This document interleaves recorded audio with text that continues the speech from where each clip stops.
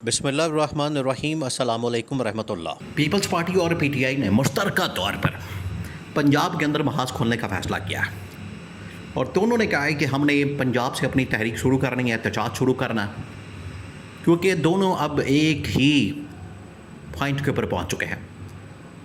और वो पॉइंट ये है कि जिस तरीके से मौजूदा सिस्टम से, निज़ाम से पीटीआई को माइनस किया गया, पीटीआई को माइनस करने के लिए कौन कौन से इक़दाम किए गए, उसमें पार्टी सिंबल लेना, पार्टी को तोड़ देना, लीडरशिप को तोड़ना, और जो बाद में एमएनए इलेक्ट हुए उनकी बुनियाद के ऊपर जो मखसूस नशस्तें मिलनी थी वो भी नहीं मिली, और एमएनएस को अब विकेट के दोनों जानब खेलते देखा जा सकता है।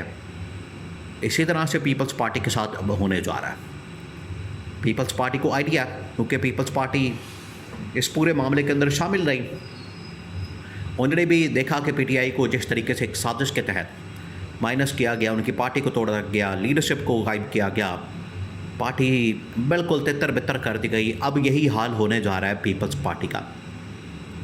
वो इस तरह से कि ऐवान सदर से निकालना है आसिफ जरदारी को और पीपल्स पार्टी को निकालना है सिंध से। अब ये शिकंजा कसा जा रहा है। उन्होंने कहा है कि ठीक है, अब हम आ गए हैं उस प्लेटफॉर्म के ऊपर, उस स्टेज के ऊपर, उस लेवल के ऊपर कि अब हमारे पास खोने को कुछ नहीं, तो ठीक है, पंजाब से अपनी तहरीक और एहतजाज का ऐलान कर देते हैं। पंजाब से हम बाकायदा तौर पर इस तहरीक को शुरू कर देते हैं।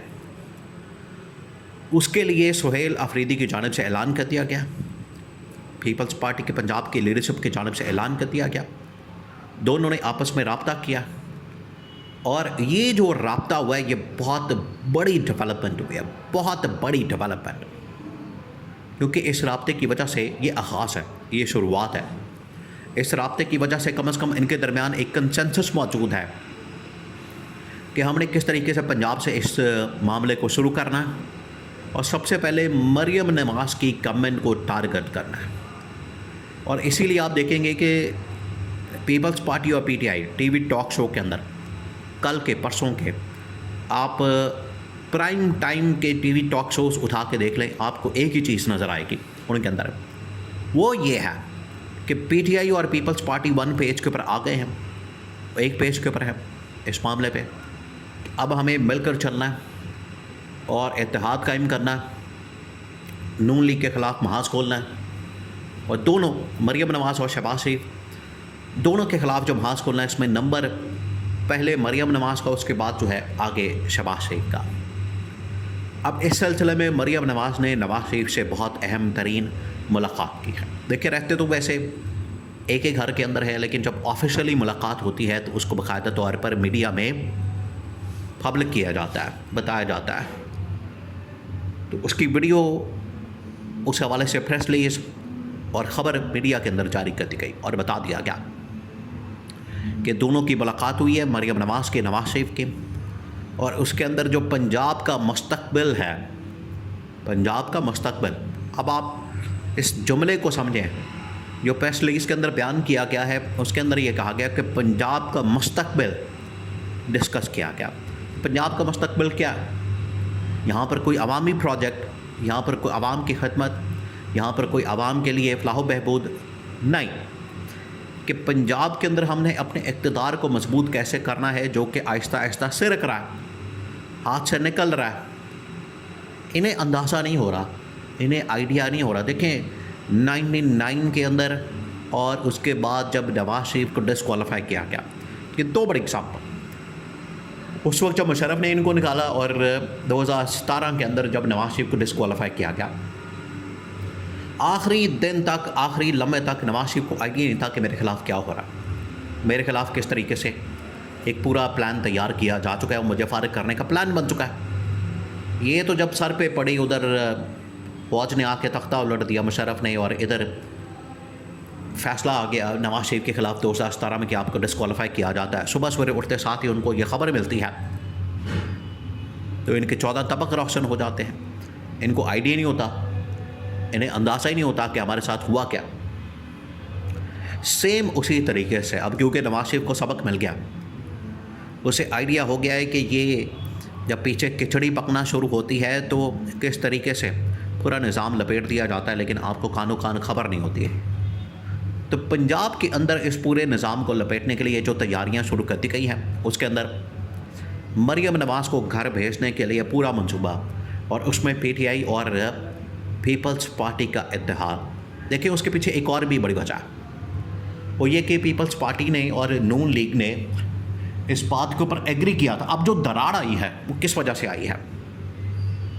इन्होंने एग्री किया था 2024 के इंतखाबात के अंदर कि जब भी आगे इलेक्शन होंगे या किसी भी जगह पर हुकूमत साजी का मरहला आएगा, सिंध के अंदर, पंजाब के अंदर, बलूचिस्तान के अंदर, चले वो तो स्टेज के ऊपर बन गया 2024 में, लेकिन आगे आज़ाद कश्मीर में, गिलगित बल्तिस्तान में, जब भी वहाँ पर मौका आएगा अगले 1 साल में, 2 साल में, तो हम मिलकर वहाँ पर गवर्नमेंट बनाएंगे। ये मुआहदा था, इनके दरमियान एक एग्रीमेंट था, कंसेंसस था। लेकिन आज नून लीग ने पीपल्स पार्टी को धोखा देते हुए जमीयत उलमा इस्लाम मौलाना फजलुर रहमान के साथ जाके इत्तेहाद कर लिया। यहाँ ये दरार पड़ी है।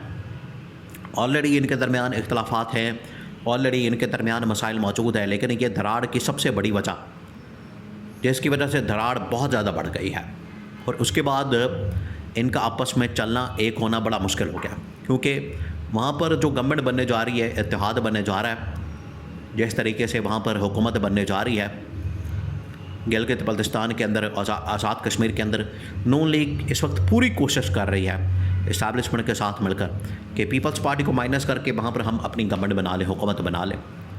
तो इस तरह से नून लीग पंजाब के अंदर, वफाक के अंदर, आज़ाद कश्मीर के अंदर, गिलगित बल्तिस्तान के अंदर, बलूचिस्तान में कोलिशन गवर्नमेंट,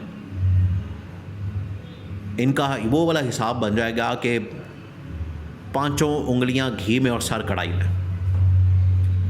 इस तरह से इक़्तिदार इनके पास आ जाएगा, और वो ये चाहते हैं। पीपल्स पार्टी सिर्फ सिंध तक महदूद हो जाएगी, और बाद में ऐवान सदर से भी फ़ारिग, और 28वीं तरमीम के नतीजे में सिंध से भी फ़ारिग। तो पीपल्स पार्टी के पास क्या बचेगा? कुछ भी नहीं। ये है वो पीछे कैलकुलेशन जो पीपल्स पार्टी ने की है, और पीपल्स पार्टी को इस चीज़ का आइडिया हो गया, उन्हें इस चीज़ का अंदाज़ा हो गया कि अगर हम इस मौके पर, इस स्टेज के ऊपर खामोशी से बैठ गए, चुप करके बैठ गए, तो फिर हम अगले आने वाले सालों में सियासत के अंदर कम बैक नहीं कर सकते।